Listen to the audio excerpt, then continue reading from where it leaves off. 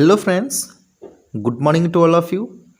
This is Chabila here. Welcome to my channel Everett Study Center. How much proportion of indigo was imported from India by Britain in 1810?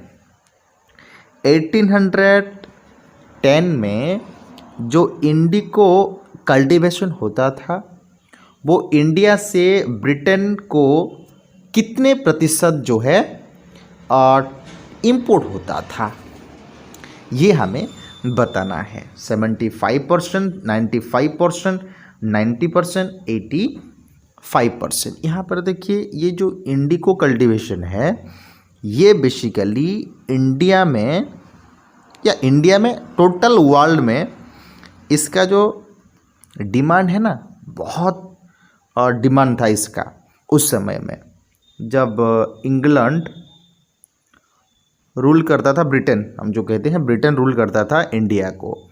उस समय में European country हो गया, Australia में, हर एक जगह पर इंडिगो का डिमांड बहुत था। तो उस समय देखेंगे तो 1810 में इंडिया में से कितने प्रतिशत इंपोर्ट होता था ब्रिटेन के द्वारा। तो यहाँ पर देखिए, इसका आंसर हो जाएगा ऑप्शन नंबर बी, 95% जो है इंडिया से इंडिगो इंपोर्ट होता था। ओके, देखिए उससे पहले आप लोग अभी तक चैनल को सब्सक्राइब नहीं किए हैं तो चैनल को सब्सक्राइब कर दीजिए और वीडियो को लाइक कर दीजिए और अपने दोस्तों के साथ शेयर ज़रूर कीजिए। तो नेक्स्ट क्वेश्चन की तरफ जाते हैं। Question number 2, H.T. Colebrook describe the condition of the under-tenant farmers। Under-tenant farmers का मतलब क्या है? ये जो टेनेंट फार्मर होते हैं ये रेंट लेके जो अपने ज़मीन को कल्टीवेटेड करते थे, जो रेंट लेकर, समझ में आ रहा है? मतलब जैसे कि कोई मनी लेंडर से लैंड लेते थे, मनी लेंडर से पैसा लेकर एक ज़मीन को खरीदते थे और वहाँ वो क्या करते थे, कोई भी इंडिगो कल्टीवेशन बेसिकली करते थे। तो उस समय हम देखेंगे तो ये जो अंडर टेनेंट फार्मर का जो कंडीशन था वो कब डिस्क्राइब किया गया था? एच.डी. कोलब्रुक के द्वारा। बताइए, एच.डी. कोलब्रुक के द्वारा किस समय में, किस साल में जो है अंडर टेनेंट फार्मर का कंडीशन बताया गया था? बताइए, 1800, 1805, 1806, 1810। इसका जो आंसर हो जाएगा ऑप्शन नंबर सी, 1806 में बताया गया था। कंडीशन के बारे में किसने बताया था? एच.डी. कोलब्रुक ने बताया था। चलिए question number 3, Gandhi ji visited Champaran. Gandhi ji Champaran को क्यों गए थे? 1915 में जब रिटर्न किए थे इंडिया को फ्रॉम साउथ अफ्रीका, और 1917 में वो गए थे चंपारण, जो कि बिहार में है। वो क्यों गए थे? और वहीं 1917 में खेड़ा मूवमेंट भी किए थे, वो अलग बात है, लेकिन चंपारण क्यों गए थे ये हमें कहना है। To see the plight of indigo planters in Champaran, to see the progress of indigo plantation, to see the managing system of company, none of the above. यहाँ पर हमारे आंसर हो जाएगा to see the plight of indigo planters in Champaran. Champaran में वो Indigo planters का plight मतलब जो कहते हैं सफरिंग, कैसे वो क्या कर सफरिंग करते थे, सफ़र करते थे इंडिगो प्लांटर्स के लिए, इसलिए हमें वो गए थे चंपारण गांधी जी। ओके, ये हमें देखने को मिलता है कब? 1917 में। ओके, तो नेक्स्ट क्वेश्चन की तरफ जाते हैं। Question number 4, the Champaran movement was against. ये जो चंपारण मूवमेंट था जब 1917 में गांधी जी गए थे, वो किसके अगेंस्ट था? वो चंपारण मूवमेंट था, उसको हम चंपारण मूवमेंट कह देते हैं, जो बिहार में हुआ था। तो वो किसके अगेंस्ट? पीजेंट के अगेंस्ट, ईस्ट इंडिया कंपनी के अगेंस्ट, या the oppressive attitude of the planters?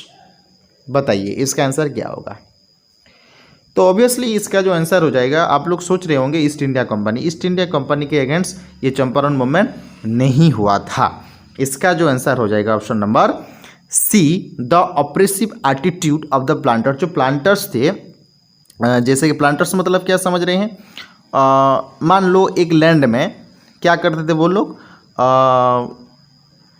जो इंडिगो कल्टीवेशन करते थे उनके जो हेड होते हैं, जो प्लांटर्स कराते थे, जैसे कि विलेज हेडमैन हो गया, ये जमींदार हो गया, इस तरह से वो जो करते थे उसको प्लांटर्स कहते थे। या ये भी हो सकता है कि जो ब्रिटिश गवर्नमेंट कोई ऑफिसर भेजता था उसको भी प्लांटर्स कहा जाता था। बेसिकली तो ब्रिटिश गवर्नमेंट जो ऑफिसर भेजता था या कोई एम्प्लॉय भेजता था उसको हम प्लांटर्स कहते थे। तो ये जो प्लांटर्स थे बेसिकली इन लोगों को बहुत, मतलब क्या बोलते हैं उसको, इस तरह डोमिनेट करते थे इंडिगो कल्टीवेशन करने के लिए, पूछो मत। ओके, तो यहाँ पर उसके ऑप्रेसिव एटीट्यूड के लिए जो प्लांटर्स का था उसलिए महात्मा गांधी ने गए थे चंपारण मूवमेंट करने के लिए। ओके, नेक्स्ट क्वेश्चन की तरफ जाते हैं। The company was appointed the Diwan of Bengal. देखिए, बंगाल का दीवान कब बनाया गया था, कंपनी के द्वारा अपॉइंटमेंट किया गया था, यह हमें बताना है। 1762, 1763, 1764, 1765। इसका आंसर जरा बताइए। तो इसका आंसर जो है, इसका आंसर हो जाएगा ऑप्शन नंबर 1765। देखिए 1764 में क्या हुआ था, बैटल ऑफ बक्सर हुआ था। क्या हुआ था? बैटल ऑफ बक्सर हुआ था। अंडरस्टैंड? जो बैटल ऑफ बक्सर में क्या हुआ था, मीर कासिम और मीर जाफ़र के अगेंस्ट जो मीर कासिम ने वो क्या किया था, वार किया था। समझ में आ रहा है ना? जो मीर कासिम था, सॉरी मीर जाफ़र जो था, इसके अगेंस्ट वो फालतू क्या किया उसने, ब्रिटिश गवर्नमेंट को क्या बोलते हैं उसको, कुछ बेफिजुल बातें कर दिया था, उसके अगेंस्ट ऐसे लड़ाई हुआ था, उसको हम बैटल ऑफ बक्सर कहते हैं। और यहाँ पर देखिए ये जो मीर कासिम के अगेंस्ट, मतलब अगेंस्ट तो नहीं, उसके साथ आए थे बहादुर शाह जफर। कौन आए थे? बहादुर शाह जफर, जो कि लास्ट मुगल एम्पायर, उसके अगेंस्ट किए थे लड़ाई। समझ में आ गया? ठीक, चलो इसका आंसर क्या हो जाएगा? 1765 इसका आंसर हो जाएगा। ओके, तो question number 6, who devised the new system of revenue called Mahalwari. जो महलवारी सिस्टम था, एक न्यू रेवेन्यू सिस्टम था, उसको किसने डिवाइस किया, मतलब उसको किसने अपॉइंटमेंट किया, इंट्रोड्यूस किया? Queen Elizabeth, Holt Mackenzie, queen Victoria, Gandhi ji. यहाँ पर गांधी जी का कोई लेना देना नहीं था, क्वीन विक्टोरिया का भी नहीं था, तो यहाँ पर हो जाएगा Holt Mackenzie. Growers of woad in Europe saw crops as competition to their earning. जो वुड कल्टीवेशन करते थे, वुड मतलब एक फ्लावर होता है, वो भी बहुत डिमांड में था यूरोप में। उसके जैसे एक ऐसा मटेरियल्स कह लो या कोई ट्री कह लो, उसका डिमांड बहुत ज़्यादा बढ़ने लगा और वुड और उसके साथ कंपटीशन होने लगा। तो वो क्या था, वो कौन से क्रॉप था? वो टी था, रबर था, इंडिगो था, या फिर कॉफ़ी था? बताइए। मैंने थोड़ी देर पहले मैंने कहा था कि इंडिगो कल्टीवेशन जो था बहुत डिमांड में था उस समय। तो यहाँ पर हमारे आंसर क्या हो जाएगा? Option C. इंडिगो क्या होता था? एक ब्लू कलर की एक हम कहेंगे तो क्या बोलते हैं उसको, एक इंक जैसे, ओके, उसको कल्टीवेशन करते थे। क्यों? कलरिंग के लिए। ओके, ब्लू कलर, ये बहुत ज़्यादा ब्लू कलर था। ओके, जब इंडिगो आया उसके बाद वुड का जो डिमांड था वो धीरे धीरे कमते गया। ओके, नेक्स्ट क्वेश्चन की तरफ जाते हैं। Question number 8, who developed the Munro system. Munro system किसने डेवलप किए थे? Captain Alexander, Holt Mackenzie, Thomas Munro. इसका कोई भी जवाब नहीं है, बताइए। इसका आंसर हो जाएगा option number C, Thomas Munro. चलिए नेक्स्ट क्वेश्चन की तरफ जाते हैं। After harvest the indigo plant was taken to the in the indigo factory. देखिए किसके, जब इंडिगो प्लांट अगर रेडी हो गया तो किसके बाद क्या करते हैं जो कि इंडिगो फैक्ट्री में उसको लाया जाता है। डाई करते हैं, वेट करते हैं, फार्म करते हैं या मशीन से करते हैं। देखिए इसको वाट किया जाता है। क्या किया जाता है? उसको वाट किया जाता है। ओके नेक्स्ट क्वेश्चन की तरफ जाते हैं। देखिए ये है इंडिगो कल्टीवेशन, ये होता है इंक जैसे। ओके देखिए ये होता है इंक जैसे। ओके इसका जो है ब्राइट ब्लू कलर होता है, वो ब्राइट ब्लू कलर होता है। ओके ठीक है, चलिए next question. The international demand of Indigo was affected by the discovery of synthetic dies would blue colour. क्या होगा बताइए? जो इंटरनेशनल डिमांड था इंडिगो का, मतलब डिस्कवरी में देखेंगे तो किसके द्वारा इसका मतलब जो क्या था, तो इसका इंटरनेशनल डिमांड हुआ। ऑब्वियसली इसका ब्लू कलर, क्यों? इसका बेसिकली ब्लू कलर डिमांड था, इसलिए इंटरनेशनली इंडिगो का डिमांड था। ओके तो नेक्स्ट जाते हैं match the following. Match the following हम देखते हैं इसका जो आंसर क्या होगा। देखिए यहाँ पर मैं डायरेक्ट आंसर की तरफ जाता हूँ। यस ऑब्वियसली देखिए दीवान का क्या होगा? चीफ फाइनेंस एडमिनिस्ट्रेशन होगा इसका। और इंडिगो का a plant producing blue colour. Okay ये तो मैंने बताया था आप लोगों को। वाट क्या होता है? स्टोरेज वेसल्स, मतलब इसको वाट क्या होता है? एक स्टोरेज वेसल्स होता है, एक जगह पर स्टोर किया जाता है, उसको वाट कहा जाता है। महल क्या होता है? उसको विलेज कहा जाता है। एक जैसे कि महल वारी सिस्टम जैसे था, ओके उसको कहा जाता है एक महल वारी। महल मतलब यहाँ पर विलेज होता है। ओके तो ये हो गया हमारे। और भी है सॉरी, नीज का मतलब क्या है? नीज एक कल्टीवेशन होता है जो कि cultivation of planters own land. Okay उसको कहा जाता है cultivation of planters own land. Own मतलब अपने लैंड में जो प्लांटेशन करता है उसको नीज कल्टीवेशन कहते हैं। न्यू मुनरो सिस्टम मतलब उसको फिक्सिंग रेवेन्यू। ओके जो मुनरो सिस्टम था, थॉमस मुनरो ने लाया था, वो क्या था? एक फिक्स रेवेन्यू था कि इतना आप लोग देंगे, इसका मतलब परमानेंट सेटलमेंट जैसा। ओके परमानेंट सेटलमेंट वो अलग था, लेकिन ये जो मुनरो सिस्टम था ये मतलब फिक्सिंग रेवेन्यू था। ओके ठीक है, तो देखिए पहला क्वेश्चन क्या कह रहा है? पहला क्वेश्चन कह रहा है which of the following river originates as well as ends in the territory of India. देखिए ऐसा एक रिवर इसमें से कौन से हैं जो कि इंडिया में ही ओरिजिनेटेड है और वो इंडिया में ही एंड से है, बताइए। तो यहाँ पर देखिए ब्रह्मपुत्र जो है वो तिब्बत से आता है, इंदस भी तिब्बत से आता है, और कोसी जो है नेपाल से आता है। तो यहाँ पर हमारे एक ही बचा चंबल। चंबल जो है इंडिया में ही ओरिजिनेटेड है और इंडिया में ही ख़त्म होता है। समझ में आ गया? देखिए और चंबल रिवर जो है, चंबल रिवर जमुना रिवर का एक ट्रिब्यूटरीज है और जनपद हिल से ये ओरिजिनेटेड है। ये जो चंबल रिवर है वो जनपद हिल से आया है। और देखिए आप लोगों को तो ये करना ही पड़ेगा, सब्सक्राइब कर दीजिए। अगर वीडियो पसंद आ रहा है, सेशन पसंद आ रहा है तो लाइक कर दीजिए, शेयर कर दीजिए अपने दोस्तों के साथ। चलिए क्वेश्चन नंबर 2 के तरफ जाते हैं। देखिए क्वेश्चन नंबर 2 क्या कह रहा है? Which of the following river is known as Dakshin Ganga. Obviously आप लोगों को सबको पता होगा ये जो दक्षिण गंगा है वो गोदावरी को ही हम कहते हैं। गोदावरी जो है महाराष्ट्र के नासिक डिस्ट्रिक्ट से आता है। ओके चलिए क्वेश्चन नंबर 3। क्वेश्चन नंबर 3 क्या कह रहा है? देखिए Indira Sagar dam located in Madhya Pradesh is built on which of the following river. देखिए हम लोगों को पता है कि मध्य प्रदेश में जो है इंदिरा सागर डैम लोकेटेड है, लेकिन ये जो कौन से रिवर से ये ओरिजिनेटेड, मतलब कौन से रिवर से ये बिल्ड किया गया है, बताइए। जमुना, चंबल, नर्मदा, कृष्णा, बताइए। दे दीजिए इसका आंसर ज़रा। चलिए मैं ही दे देता हूँ। इसका जो है राइट आंसर हो जाएगा ऑप्शन नंबर सी, नर्मदा।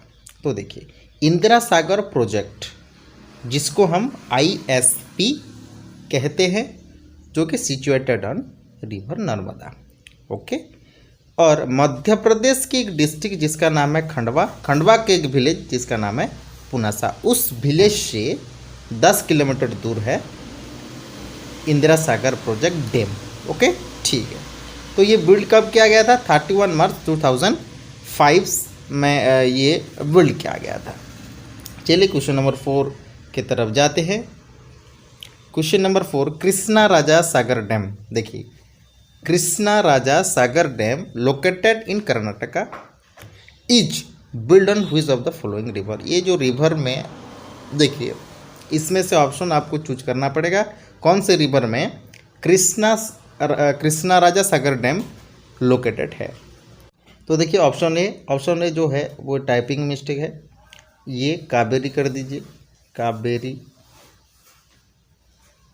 और Godavari, Krishna, Mahanadi.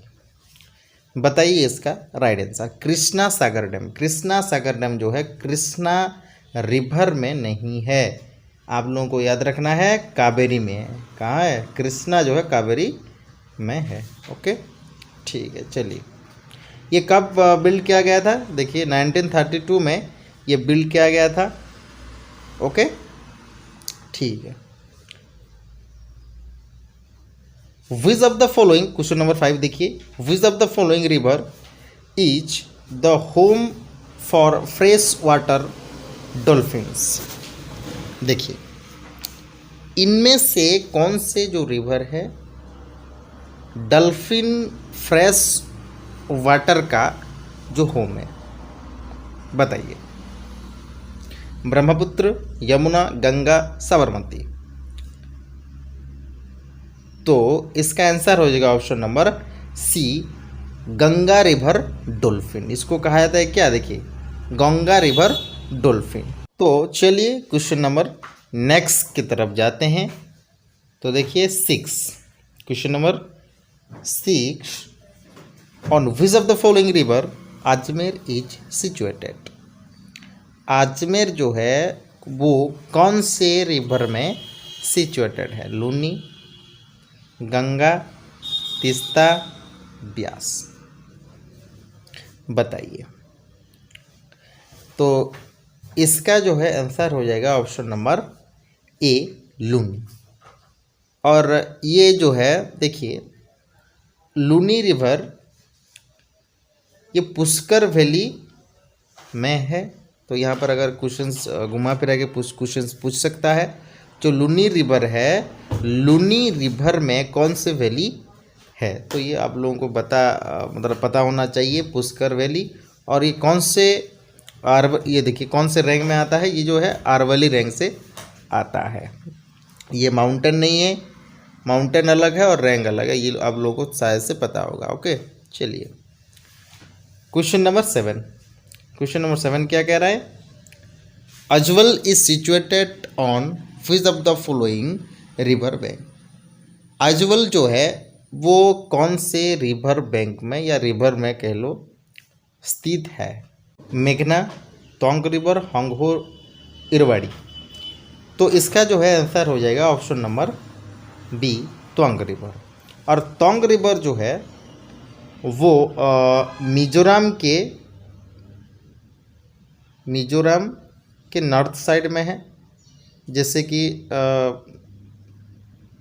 Tropic of cancer के वी नॉर्थ एरिया में है। ओके, ट्रॉपिक ऑफ कैंसर के नॉर्थ पार्ट और मिजोरम के नॉर्थ पार्ट। तो मिजोरम है कहाँ? तो ये आप लोगों को मैं बता दूं, थोड़ा पता है आप लोगों को शायद से, यहाँ पर है मिजोरम।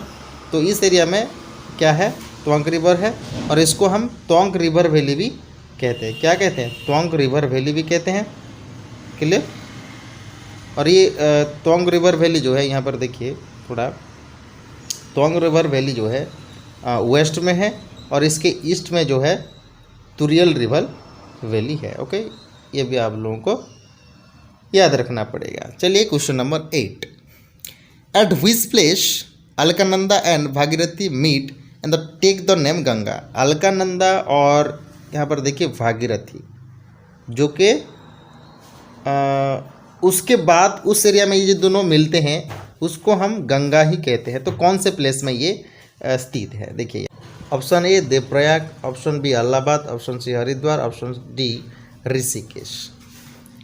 तो इसका जो है राइट आंसर हो जाएगा option number B Devprayag. Alaknanda और भागीरथी एक जगह पर मिलते हैं और उस जगह से जो रिवर निकलता है उसको हम गंगा रिवर कहते हैं, और उस जगह से जो लोग मतलब अलकनंदा और भागीरथी रिवर आकर मिलते हैं उसको हम देवप्रयाग के नाम से जानते हैं। चलिए क्वेश्चन नंबर 9 की तरफ जाते हैं। क्वेश्चन नंबर 9 क्या कह रहा है? ये कह रहा है which of the following is the most abundant dissolved ion in the ocean. इनमें से ज़्यादा कौन से, हम कहेंगे तो ओशन में डिसल्फ आयन जो है रहता है? Chlorine, bromine, potassium, calcium. तो इसका राइट आंसर हो जाएगा ऑप्शन नंबर ए क्लोरीन। तो देखिए, क्लोराइड और सोडियम जो है, सोडियम, ये दो डिसल्फ आयन जो है वो 85% रहता है ओशन में। कितने परसेंट रहता है? 85% रहता है। और बाकी की जो 10% है वो रहते हैं देखिए मैग्नीशियम एंड सल्फेट। ओके, ठीक है, 10% रहते हैं। Question number 10, which is the longest river in India. ये सिंपल सी बात है, बताइए इसका आंसर। आप लोग कमेंट बॉक्स में भी बता सकते हैं। ये क्वेश्चंस आप लोगों के लिए एक होमवर्क है जो कि आप लोग कमेंट बॉक्स में इसका आंसर दे सकते हैं। तो फ्रेंड्स, आप लोगों को ये सेशन, ये वीडियो, ये एमसीक्यू आप लोगों को कैसा लगा? अगर अच्छा लगा तो कृपया इस चैनल को सब्सक्राइब कर दीजिए और वीडियो को लाइक कर दीजिए, और उसके साथ साथ अपने दोस्तों के साथ एक तो शेयर कर सकते हैं। चलिए पहला क्वेश्चन हम डिस्कस कर लेते हैं। पहला question number 1 question, which movement was supported by Mahatma Gandhi to maintain Hindu Muslim unity in India.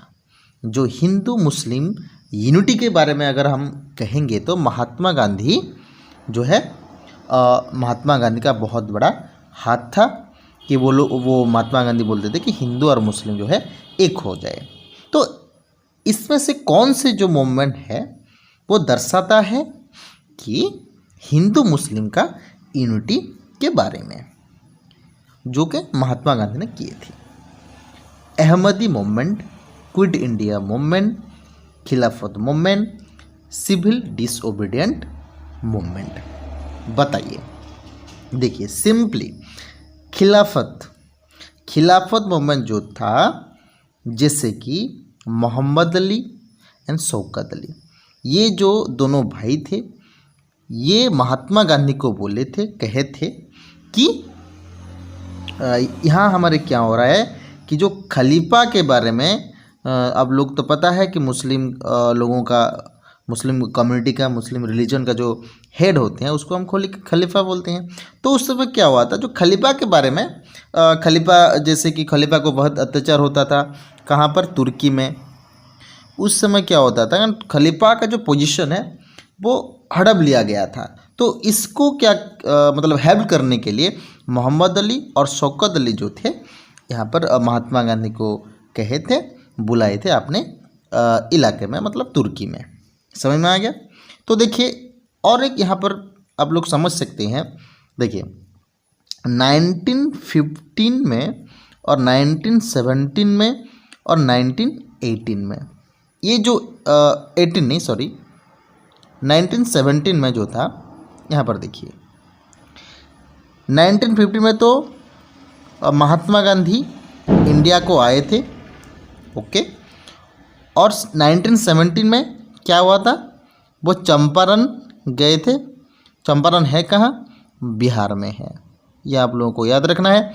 और 1970 में ही वो खेड़ा आंदोलन किए थे, ये आप लोगों को पता है शायद से। ओके, तो चलिए यहाँ पर देखिए 1990 से लेकर, देखिए 1990 से लेकर 1924 तक ये जो खिलाफत मूवमेंट चला था। ओके, और चैनल को आप लोग अभी तक चैनल को सब्सक्राइब नहीं किए हैं तो चैनल को सब्सक्राइब कर दीजिए, और वीडियो पसंद आ रहा है तो लाइक कर दीजिए, और उसके साथ साथ अपने दोस्तों के साथ शेयर ज़रूर कीजिए।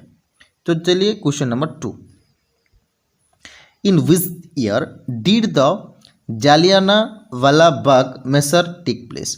जो जालियानवाला मैसर्स जो है वो कब हुआ था, ये आप लोगों को बताना है। चलिए बताइए, 1960, 1970, 1913। तो यहाँ पर आंसर जो है 1919 हो जाएगा। देखिए यहाँ पर आप लोगों को मैं बता दे रहा हूँ कि 1917 में मैं तो आप लोगों को बता चुका हूँ, वो उस समय मतलब ये मैसर्स नहीं हुआ था, तो 1919 में ही हुआ था। और 1930 में ऐसा कुछ हुआ नहीं है, और 1960 में ऐसा कुछ मतलब हिस्ट्री में नहीं है। ओके ठीक है, चलिए तो यहाँ पर देखिए ये जो है वो क्या हुआ था ना, अमृतसर में जो है अमृतसर ये पंजाब के एक जगह पर ये जो है इंसिडेंट हुआ था। और ये क्या कौन किया था ये आप लोगों को भी याद रखना है। यहाँ पर जनरल डायर जो है फायरिंग किया था, ये भी क्वेश्चंस पूछा जा सकता है, आप लोगों को याद रखिए इसको। ओके ठीक है, चलिए क्वेश्चन नंबर 3,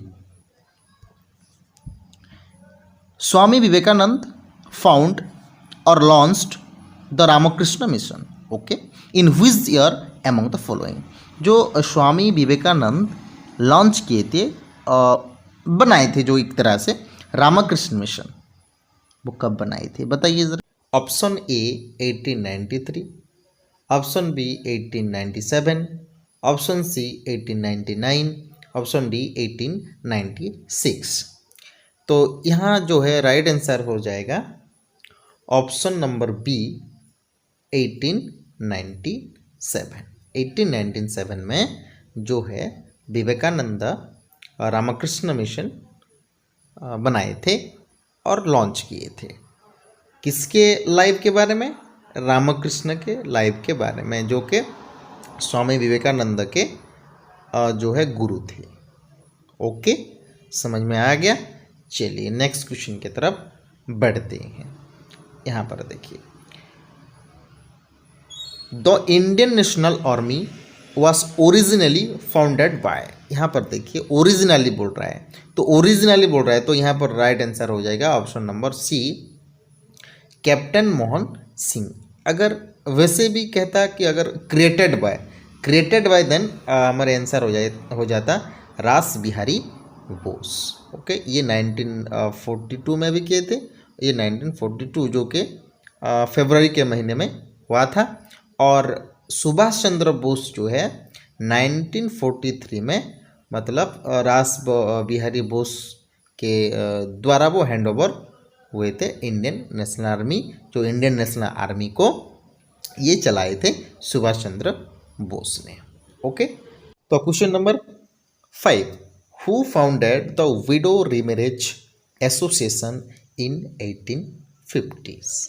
देखिए 1850s मतलब 1850 से लेकर 1860 इस ईयर के अंदर जो है विडो रीमैरेज एसोसिएशन जो है कौन बनाया था, इसका फाउंडर कौन थे? राजा राममोहन रॉय, ईश्वर चंद्र विद्यासागर, स्वामी दयानंद सरस्वती, विष्णु शास्त्री पंडित। देखिए ये जो लोग थे ये सोशल रिफॉर्मर थे। कौन थे? सोशल रिफॉर्मर थे। मतलब ये जो है ये सोसाइटी जिस तरह था 1850 के ईयर में, उस समय में उसको चेंज करने के लिए बहुत सारे जैसे कि सोशल मतलब कंडीशन था, कल्चर था, जो बैड कल्चर था, उसको ब्लाइंड बिलीफ था, उसको क्या करना चाहते थे वो लोग, उसको हटाना चाहते। तो इसलिए पहले जो है हम कहेंगे तो widow remarriage association Vishnu Shastri Pandit ने इसको बनाया था।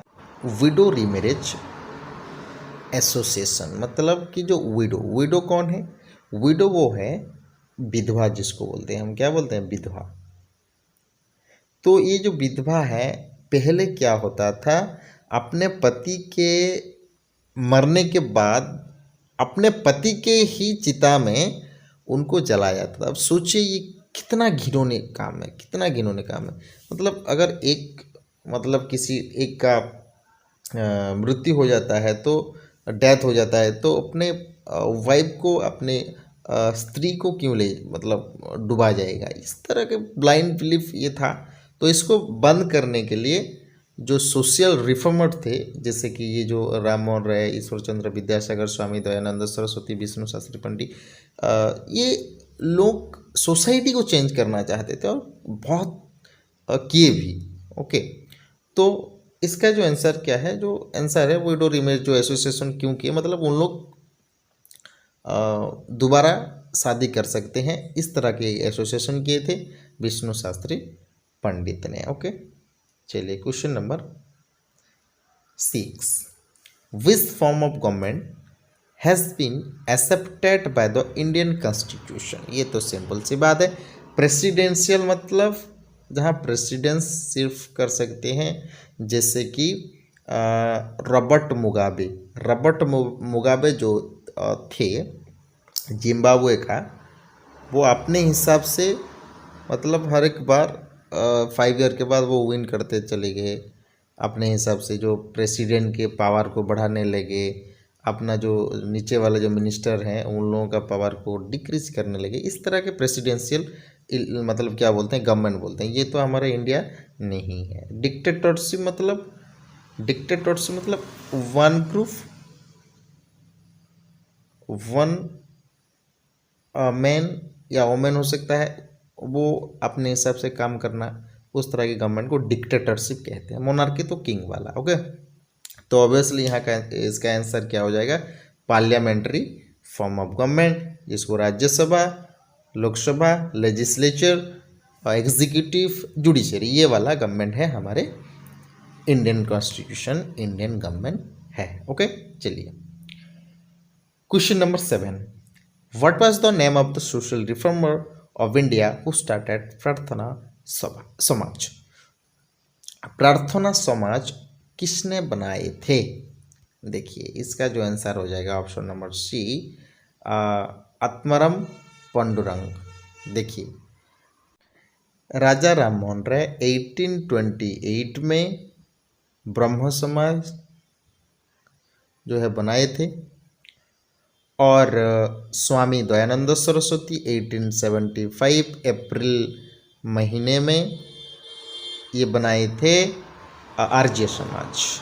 Okay, clear. और ईश्वर चंद्र विद्यासागर जो थे राजा राम मोहन राय के साथ मिलजुल कर वो सोसाइटी को चेंज करने के लिए अपने राजा राम मोहन के साथ रहे थे, साथ दिए थे। ओके, क्वेश्चन नंबर 8 की तरफ जाते हैं। चलिए, according to Indian constitution which of the following is incorrect on the right to freedom. Right to freedom का मतलब यहाँ पर बताइए कौन से इनकरेक्ट है, करेक्ट जो नहीं है। फॉर्म एसोसिएशन और यूनियंस, एसोसिएशन और यूनियन जो है हम कर सकते हैं, ये फ्रीडम दिया गया है, कहीं पे भी हम एक एसोसिएशन खोल सकते हैं, बना सकते हैं, यूनियन कर सकते हैं, कोई दिक्कत नहीं है। स्पीच एंड एक्सप्रेशन मतलब इंडियन कॉन्स्टिट्यूशन में कह रहा है कि कहीं पे भी हम कुछ बोल सकते हैं, लेकिन वो कुछ मतलब निकलना चाहिए, मतलब कोई अच्छा वाला, ऐसा नहीं है कि कोई गलत अनाप शनाप बकें, ऐसा नहीं हो सकता। ऑप्शन सी क्या कह रहा है, move freely through out the territory of India, कहीं पे भी आप लोग जा सकते हैं, कोई मना नहीं करेगा।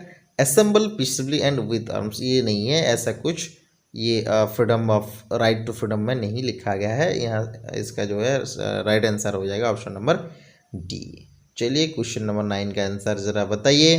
देखिए, विच of the following was the first phase of the Indian national Congress from the year 1885 से लेकर 1903 तक, जो 1885 से लेकर इंडियन कांग्रेस को हम क्या बोलते थे पहले फेज में।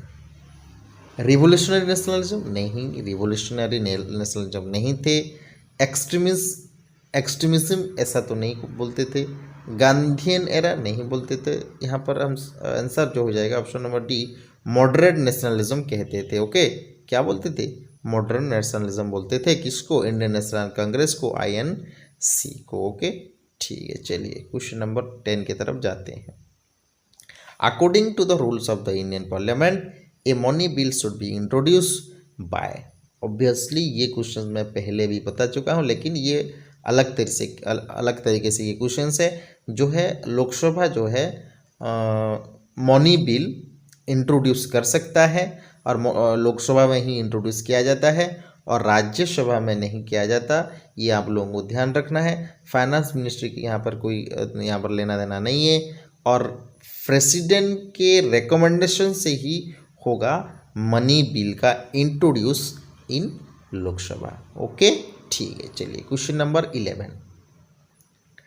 Who among the following freedom fighters was the first woman governor of Uttar Pradesh in the independence India and also wrote a famous book known as the Golden Threshold? बताइए। जो ऐसा एक फ्रीडम फाइटर वुमेन थे जो कि पहला governor बने उत्तर प्रदेश का, जो कि आफ्टर इंडिपेंडेंट, और वो एक बुक लिखे थे golden threshold, the golden threshold. कौन है वो? आंसर आप लोग बताइए। सुचेता कृपालिनी, अरुणा आसफ अली, सरोजिनी नायडू, विजयलक्ष्मी पंडित। देखिए इसका जो राइट आंसर हो जाएगा option number C, Sarojini Naidu. Sarojini Naidu का एक और नाम है जिसको हम बोलते हैं नाइटिंगेल। क्या बोलते हैं? नाइटिंगेल। और उसके साथ साथ एक और बात आप लोगों को याद रखना है, सरोजिनी नायडू जो है पहले INC का वुमेन प्रेसिडेंट थे। कौन थे? वुमेन प्रेसिडेंट थे, जो कि इंडियन नेशनल कांग्रेस का पहला एक स्त्री राष्ट्रपति थे, सरोजिनी नायडू। उसके साथ साथ आप लोगों को ये जो बुक भी आप लोगों को याद रखना है, उसके साथ साथ और भी एक बात याद रखना है, क्योंकि first women governor of Uttar Pradesh. ये बहुत सारे क्वेश्चंस घुमा फिरा के पूछ सकता है। चलिए क्वेश्चन नंबर 12 की तरफ बढ़ते हैं। Under which article the right to freedom is mention in the constitution of India. देखिए राइट टू फ्रीडम ये कौन से मतलब बोलते हैं कौन से फंडामेंटल राइट में जाता है? ऑब्वियसली फंडामेंटल राइट में जाता है, और फंडामेंटल राइट जो है 6 है। बताइए 6 जो है फंडामेंटल राइट क्या क्या है, आप लोग कमेंट बॉक्स में बताइए ज़रा। ठीक है, तो चलिए ये जो राइट टू फ्रीडम है ये कौन से आर्टिकल में दिया गया है? Article 24, article 19, article 28, article 14। तो इसका जो है इसका आंसर हो जाएगा ऑप्शन नंबर बी। 19 में क्या हुआ है? आर्टिकल 19 में राइट टू फ्रीडम का जो है, right to freedom, freedom of expression, speech, ये travelling any territory of India, ये सब दिया हुआ है। और 24 में क्या दिया हुआ है कि हम क्या नहीं कर सकते, जो बिलो 18 एज, मतलब जो कि चिल्ड्रेन को हम एक लेबरर नहीं बना सकते। और 28 में जो है वो है एक कल्चरल राइट दिया गया है, एजुकेशनल एंड कल्चरल राइट दिया गया है। और आर्टिकल 14 में क्या दिया गया है? आर्टिकल 14 में दिया गया है कि we are equal in case of sex, caste, religion. Okay, ये सब दिया गया है। चलिए क्वेश्चन नंबर 13 की तरफ बढ़ते हैं। क्वेश्चन नंबर 13 क्या कह रहा है? Which of the following is regarded as the guardian and the protector of people's fundamental rights? बताइए जो लोगों के राइट्स है, फंडामेंटल राइट्स है, उनको कौन प्रोटेक्ट करता है? Controller and auditor general. ये तो कंट्रोलर एंड ऑडिटर जनरल का मतलब ये लेना देना नहीं है। Only the parliament of India, parliament of the India, देखिए पार्लियामेंट के अंदर जाता है सुप्रीम कोर्ट, समझ में आ गया। और जो देखिए पार्लियामेंट है वो लेजिस्लेचर एंड एग्जीक्यूटिव है। लेजिस्लेचर एंड एग्जीक्यूटिव जो है वो सिर्फ लॉ बनाने के लिए और उसको एग्जीक्यूट करने के लिए है। और यहाँ पर जो पार्लियामेंट में जो सिर्फ जुडिशियरी है, जुडिशियरी का जो पार्ट है सुप्रीम कोर्ट, ये कर सकता है फंडामेंटल राइट्स का प्रोटेक्ट। जैसे कि हम बोलते हैं कॉन्स्टिट्यूशनल रिमेडीज, क्या बोलते हैं, कॉन्स्टिट्यूशनल रिमेडीज, जो कि आर्टिकल 32 में स्थित है। ओके, ठीक है, चलिए question number 14, which amendment removed the right to property as one of the fundamental rights of Indian Constitution।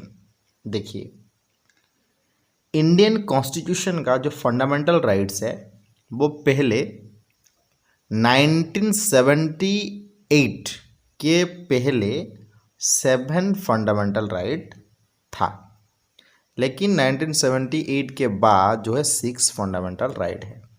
Okay, और ये जो राइट टू प्रॉपर्टी है इसको कौन से कॉन्स्टिट्यूशनल अमेंडमेंट के तहत राइट टू प्रॉपर्टी को रिमूव किया गया था? बताइए इसका आंसर क्या होगा। इसका आंसर जो है ऑप्शन नंबर बी होगा इसका राइट आंसर।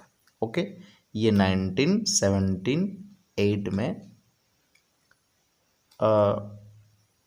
44th अमेंडमेंट को, मतलब 44th अमेंडमेंट में इसको रिमूव किया गया था। और क्या, देखिए ये जो राइट टू प्रॉपर्टी है वो 300 आर्टिकल 300A में अभी है। ओके, इतना ये फंडामेंटल आप लोगों को याद होना चाहिए। चलिए क्वेश्चन नंबर लास्ट और क्वेश्चन नंबर 15, बताइए इसका आंसर क्या होगा। Which was the first newspaper published in the year 1816 in India? बताइए। देखिए Calcutta gazette, Bengal gazette, Bombay gazette, Madras pioneer. यहाँ पर सिंपल सी बात, कलकत्ता गजट ऐसा कोई न्यूज़पेपर पहले नहीं था, तो यहाँ जो है आंसर हो जाएगा option number B, Bengal gazette. Okay, और इसका जो पहला जर्नलिस्ट थे जिसका उसका नाम था गंगा किशोर भट्टाचार्य। कौन थे? गंगा किशोर भट्टाचार्य थे पहला जर्नलिस्ट, जो कि 1860 में जब न्यूज़पेपर हुआ था। और यहाँ पर और एक इम्पोर्टेंट बात, ये जो न्यूज़पेपर था ये 4 पेज का था। ओके, और 4 पेज का 1 रुपीज़ में मिलता था। ओके, समझ में आ गया। तो अगर इस वीडियो, इस सेशन आप लोगों को पसंद आ रहा है, आ गया है, तो आप लोगों को कृपया, मतलब आप लोगों को अनुरोध किया जा रहा है कि सब्सक्राइब कर दीजिए चैनल को और अपने एक दोस्त के साथ ज़रूर शेयर कर दीजिए। इतना तो आप लोग कर सकते हैं, क्योंकि आपके लिए हम इतना जो मेहनत कर रहे हैं। तो देखिए पहला क्वेश्चन जो है, from the years mention below choose the correct date of death of Aurangzeb the Mughal ruler. चलिए बताइए कि ये जो डेट दिया हुआ है इनमें से एक्चुअली जो डेथ डेट है औरंगजेब का वो क्या है। ऑप्शन ए 3 मार्च 1800, 3 मार्च 1707, 3 मार्च 1750, 3 मार्च 1850। तो इसका क्या आंसर होगा? इसका आंसर हो जाएगा ऑप्शन नंबर बी, ऑन 3 मार्च 1707 में जो एक्चुअली डेट है औरंगजेब का डेथ हुआ था। समझ गए? चलिए question number 2, according to the historians by the second half of the 18th century, which new power emerged as powerful in India. हम देखेंगे तो हिस्टोरियंस जो कहते हैं हाफ ऑफ 18th सेंचुरी, मतलब अगर कहेंगे 18th सेंचुरी किसके कहते हैं, 1700 से लेकर 1800 को हम 18th सेंचुरी कहते हैं। अगर देखेंगे हाफ ऑफ मतलब कहेंगे तो 1750 से जो है कौन से पावर इंडिया में बहुत पावरफुल हुआ था। ऑप्शन आपके पास ब्रिटिश, चाइनीज़, जापानीज, डॉच। तो यहाँ पर हम देखेंगे तो चाइनीज़ का कोई लेना देना है नहीं, जापानीज़ का भी कोई लेना देना है नहीं, तो यहाँ पर डच तो थे ही नहीं मतलब इतने पावरफुल। तो यहाँ पर आंसर क्या हो जाएगा, ऑब्वियसली ऑप्शन नंबर ए जो है ब्रिटिश आंसर हो जाएगा। उससे पहले आप लोग अभी तो चैनल को सब्सक्राइब नहीं किए हैं तो चैनल को सब्सक्राइब कर दीजिए और वीडियो को लाइक कर दीजिए, शेयर कर दीजिए और अपने दोस्तों के साथ, आप लोग अभी तक चैनल को सब्सक्राइब नहीं किए हैं तो चैनल को सब्सक्राइब कर दीजिए और वीडियो को लाइक कर दीजिए और अपने दोस्तों के साथ शेयर ज़रूर कीजिए। तो question number 3, when was the French East India company established. French East India Company जो है वो कब बनाया गया, बताइए। 1750, 1764, 1690, 1700। इसका क्या होगा आंसर, इसका आंसर हो जाएगा, बताइए, ऑप्शन नंबर बी 1664 को जो है बनाया गया था फ्रेंच ईस्ट इंडिया कंपनी। और ईस्ट इंडिया कंपनी जो है बनाया गया था इंग्लैंड ईस्ट इंडिया कंपनी, हम कहेंगे तो ब्रिटिश ईस्ट इंडिया कंपनी। वो कब बनाया गया, 1600 में बनाया गया। उस समय इंग्लैंड का रानी कौन था, क्वीन एलिजाबेथ फर्स्ट। कौन था, क्वीन एलिजाबेथ फर्स्ट था। चलिए question number 4, what do you call a business enterprises that makes profit primarily through trade, buying goods cheap and selling them at higher process. अगर हम कहेंगे एक बिजनेसमैन, क्या कहेंगे उस बिजनेसमैन को या वही बिजनेस एंटरप्राइजेस को जो कि प्राइमरीली वो ट्रेड के थ्रू वो क्या करता है, प्रॉफिट, और बाइंग के थ्रू प्रॉफिट करता है, गुड्स चीप के थ्रू प्रॉफिट करता है, सेलिंग के थ्रू वो प्रॉफिट करता है, और वो कहाँ प्रॉफिट करता है, हाइजर लेवल में। तो इसको हम क्या कहेंगे, एक्सचेंज कहेंगे, नॉन कमर्शियल कहेंगे, मार्केंटाइल कहेंगे या बार्टर कहेंगे। देखिए इसका जो आंसर हो जाएगा ऑप्शन नंबर सी। क्यों, देखिए ये एक ऐसा बिजनेस एंटरप्राइज था या एक कह ले एक कंपनी था जो कि इंडिया से रॉ मटेरियल्स लेकर अपने फैक्ट्री में मैन्युफैक्चर करता था और वो जो प्रोडक्ट हो गया बन गया उसको इंडिया में हाइजर रेट में, हाइजर प्रोसेस में वो बेचता था। इसको कहा जाता था मार्केंटाइल। ये आप लोगों को याद रखना है, बहुत बार इसको घुमा फिरा के क्वेश्चंस पूछा जा चुका है।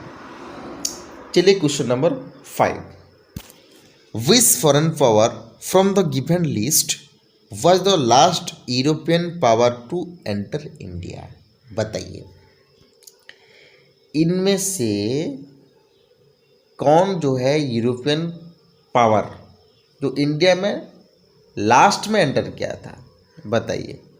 French, Dutch, Chinese, Portuguese. Portuguese तो होगा ही नहीं क्योंकि वो 1498 में आए थे पोर्तुगीज़ से, यूरोप से, ओके, जो कि वास्को डा गामा था। ओके चलिए बताइए डच होगा या चाइनीज़ होगा। चाइनीज़ तो होगा नहीं, यहाँ पर हमारे आंसर हो जाएगा फ्रेंच या डच में से कोई एक हुआ, यहाँ पर हो जाएगा फ्रेंच।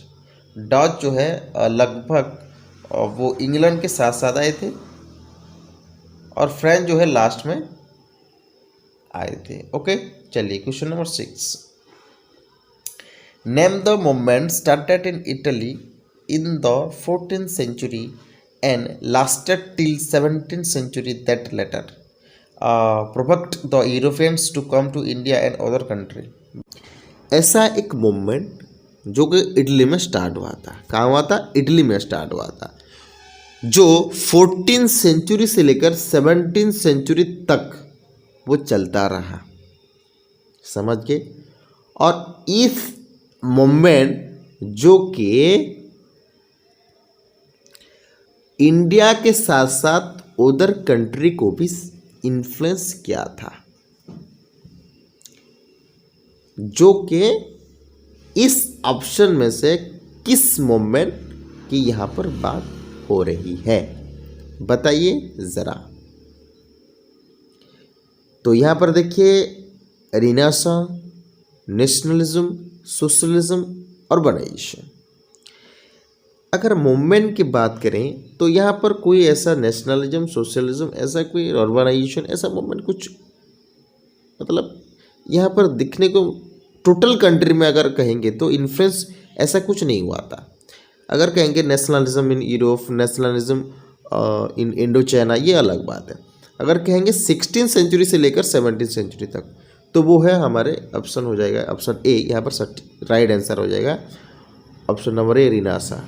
समझ के चलिए question number 7। Which city was given to the British by a local ruler in 1639 which was later fortified as Fort George. इनमें से कौन से सिटी को ब्रिटिश को दिया गया था? उस सिटी के जो लोकल रूलर थे वो दिए थे 1639 में ब्रिटिशर्स को, और बाद में वो क्या हुआ, फोर्टिफाई हुआ as a fort Saint George के हिसाब से। बताइए इसका जो आंसर हो जाएगा मद्रास। देखिए मद्रास में जो रूलर थे वो ब्रिटिशर्स को अपना जो मद्रास है वो दे दिए थे। समझ में आ गया? कब दे दिए थे? 1639 को, और वो बाद में फोर्टिफाई हुआ फोर्ट सेंट जॉर्ज के नाम से। ओके, ये आप लोगों को याद रखना है। चलिए question number 8। Which place become a strong British stronghold replacing Surat as a centre of East India companies activities.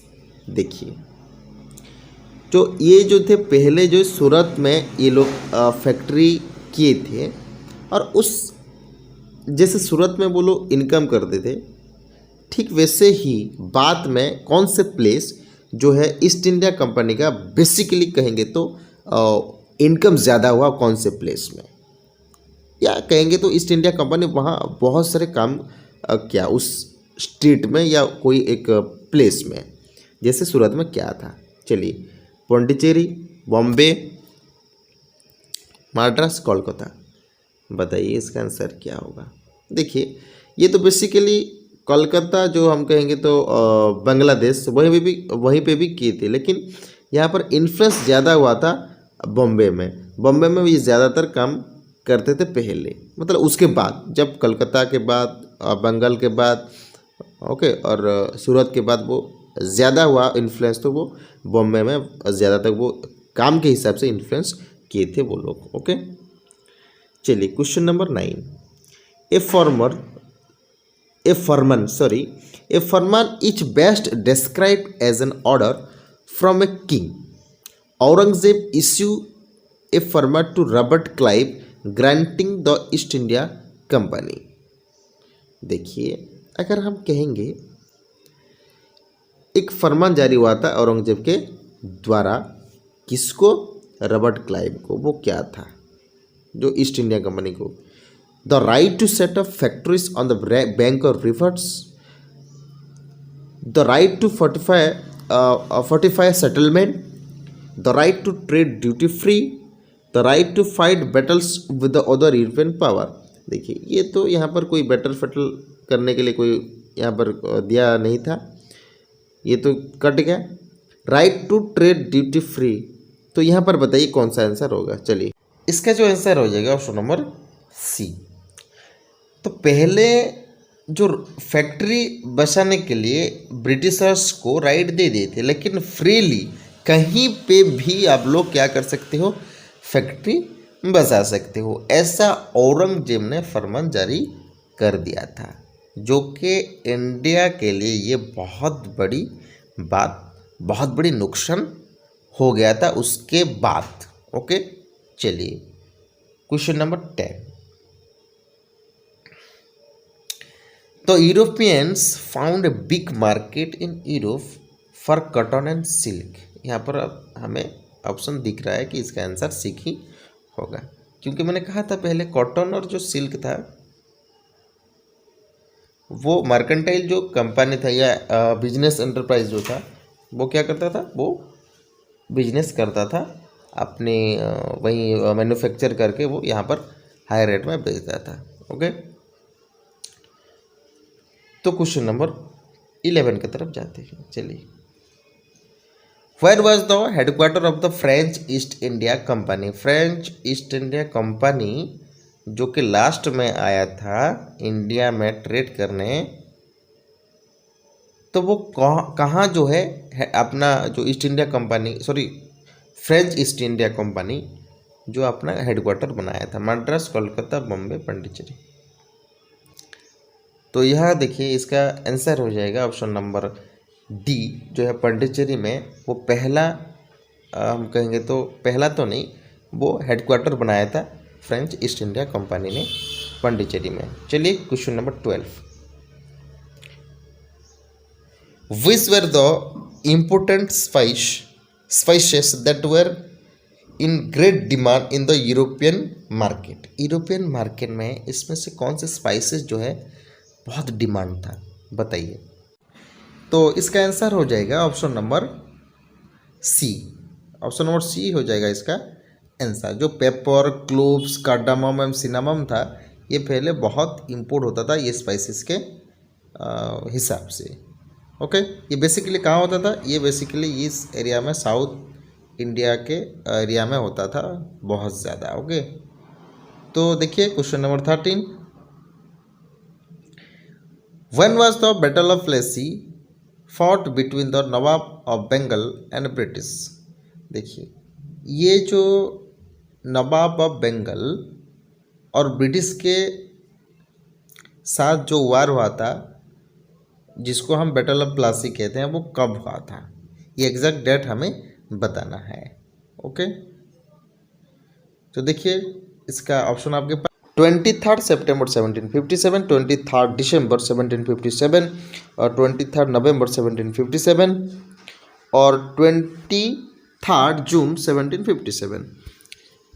तो इसका जो है आंसर हो जाएगा ऑप्शन नंबर डी, ऑन 23 जून 1757। देखिए उस टाइम बंगाल का जो नवाब थे वो सिराजुद्दौला थे और उनके जो कमांडर थे वो थे मीर जाफ़र। मीर जाफ़र के लालच के हिसाब से ये जो रॉबर्ट क्लाइव था,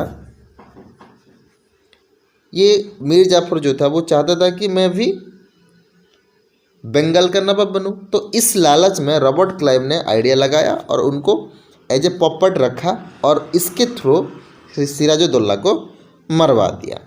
तो उसके बाद मीर जाफ़र ने बन गया Bengal of nawab of Bengal. Okay, और उसके साथ साथ और एक बैटल हुआ था उसके बाद, बैटल ऑफ बक्सर, जो कि मीर कासिम यहाँ पर एंट्री करता है। ये सब बाद में देखेंगे। चलिए question number 14। A list of historical events are given below. Choose the one you think marked the beginning of the modern age of Indian history. Modern age of Indian history का जो इवेंट्स है इसमें से कौन सा पहले हुआ था। यहाँ पर देखिए महात्मा गांधी 1869 में हुए थे, उनका बर्थ हुआ था। यहाँ पर तो 1947, ये तो होगा नहीं। इंडस वैली सिविलाइजेशन जो है एंशियंट पीरियड है। ओके, ये इसको छोड़ देते हैं, ये पहले हुआ था। ये तो एंशियंट पीरियड का, एंशियंट हिस्ट्री का है, तो इसको कोई लेना देना नहीं है मॉडर्न एज में। तो यहाँ पर लास्ट हमारे यहाँ पर रह गया ऑप्शन डी जो है death of the Mughal ruler Aurangzeb, जो कि 1707 में हुआ था। तो ये ऑप्शन हमारा राइट हो जाएगा, ऑप्शन नंबर डी जो यहाँ ये राइट आंसर हमारे हो जाएगा। पहले हुआ था मॉडर्न एज का। और मॉडर्न एज जो है हम देखते हैं कि ये जो बेसिकली मुग़ल रूलर से हम जो मुग़ल रूलर के बाद इसको हम बोलते हैं कि ये मॉडर्न एज है। ओके, तो चलिए question number 15, why did east India Company acquired A charter from the ruler of England Queen Elizabeth first in 1600। Ruler of England जो थे क्वीन एलिजाबेथ फर्स्ट 1600 में, ये भी एक क्वेश्चन बन जाता है। तो उनसे जो ईस्ट इंडिया कंपनी ने किस लिए अप्रूव मांगा है, ये क्वेश्चंस कह रहा है कि हमें इनमें से ऑप्शन चूज करना है। किस लिए ईस्ट इंडियन कंपनी ने अप्रूव मांगने की कोशिश की। देखिए पहला जो ऑप्शन है, this mean that the mercantile laws were relax.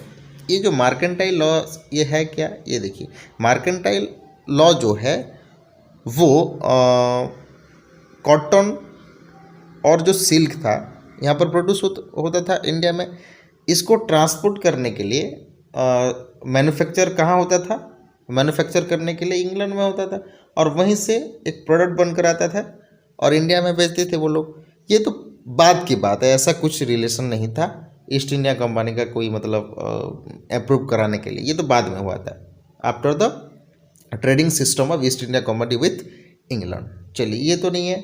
Option B क्या कह रहा है, this mean that no other trading group from England can compete with East India Company and they had the sole right to trade with East. देखिए East India Company से बेहतर, इसको दिखाना था कि ईस्ट इंडिया कंपनी से बेहतर और कोई भी कंपनी नहीं था ईस्ट इंडिया में ट्रेड करने के लिए, इंडिया में बिजनेस करने के लिए, इसलिए कहा गया था। इसलिए मतलब वो अप्रूव करने के लिए क्वीन एलिजाबेथ फर्स्ट को भेजा गया था, या चार्टर एक्वायर्ड करने के लिए भेजा गया था।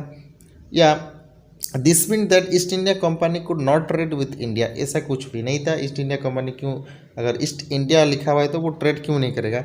ऑप्शन डी क्या कह रहा है, this mean that east India company could not make any profit only the grown up. देखिए ये तो क्वेश्चन, इसका ऑप्शन कह रहा है कि सिर्फ वो इंग्लैंड की जो क्रोन था या कोई साम्राज्य था उस समय, उसको बेनिफिट देने के लिए, और ईस्ट इंडिया कंपनी इसलिए सिर्फ करता था, नहीं ऐसा तो कुछ नहीं। ईस्ट इंडिया कंपनी है तो कंपनी क्यों करता है, वो उसके बेनिफिट के लिए ही करता है।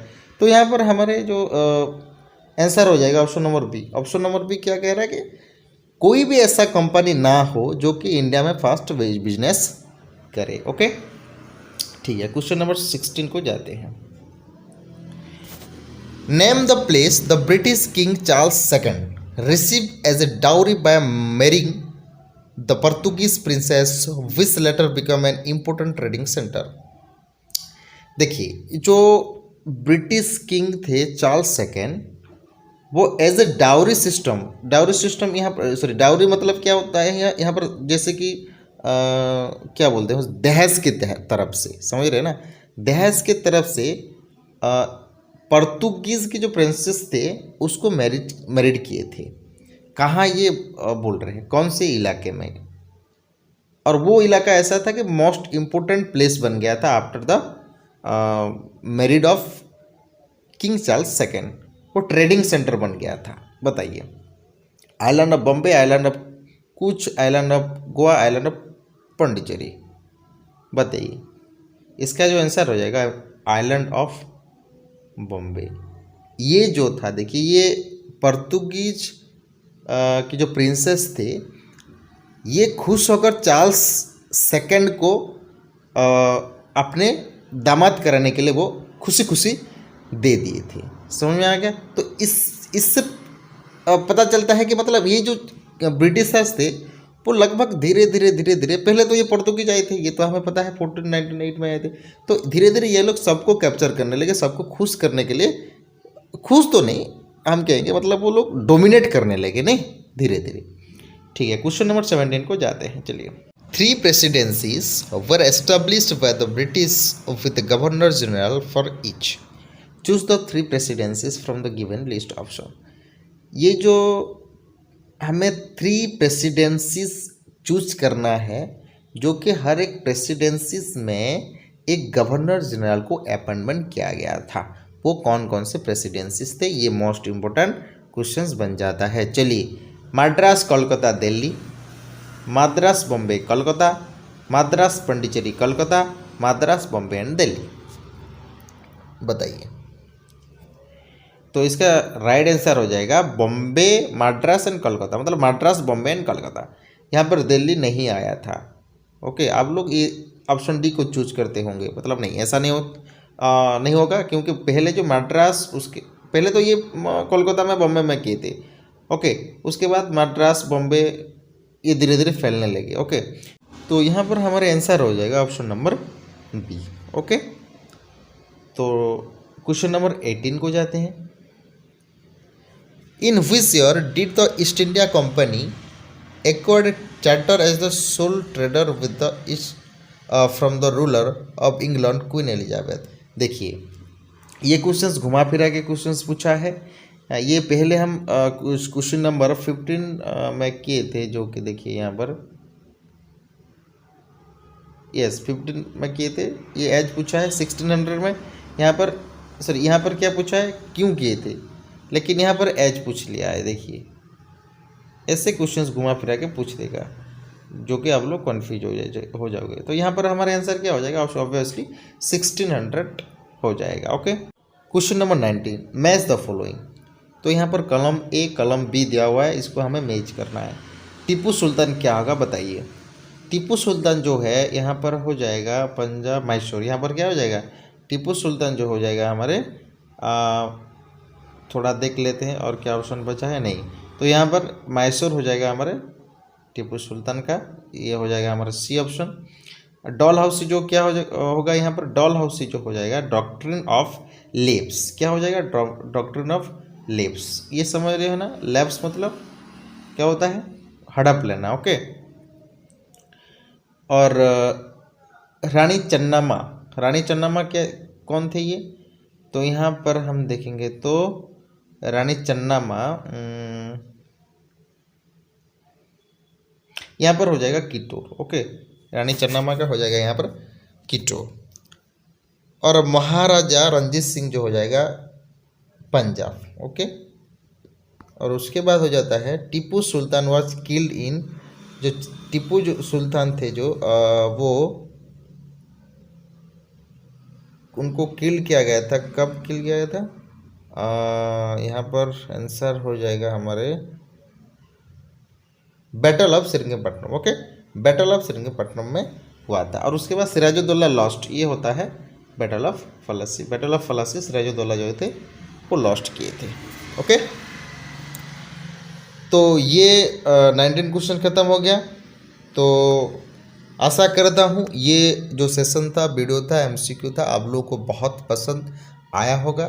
तो इस तरह और आप लोगों को इस तरह क्वेश्चंस चाहिए, एमसीक्यू चाहिए, डिस्कशन चाहिए, टॉपिक वाइज डिस्कशन चाहिए, तो आप लोगों को चैनल को सब्सक्राइब करना पड़ेगा और अपने दोस्तों के साथ शेयर करना पड़ेगा। अगर आप लोग दोस्तों के साथ शेयर करेंगे तो उसके बाद आप लोग मतलब हमें अच्छा लगेगा, हमें आप मोटिवेटेड करेंगे, फील होगा कि हम नहीं, हमारे वीडियो को आप लोग देख रहे हैं, तो ज़्यादा से ज़्यादा हम वीडियो आप लोगों के लिए प्रोवाइड करेंगे। तो रहता हूँ, थैंक यू वेरी मच।